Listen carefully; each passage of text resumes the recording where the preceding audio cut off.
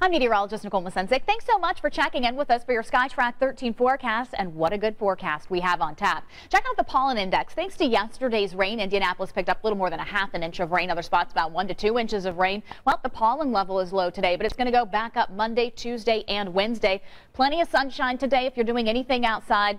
Make sure you wear the sunscreen. Temperatures cool. High of only 58 degrees. Normal high this time of year is in the mid to upper 60s. We'll see a light breeze out of the north up to about 10 to 15 miles per hour. Tonight, 36 degrees, mostly clear skies and cool. And for your Monday forecast, we start off chilly. By noon, nice and sunny, 52, and a few clouds with partly cloudy skies Monday afternoon.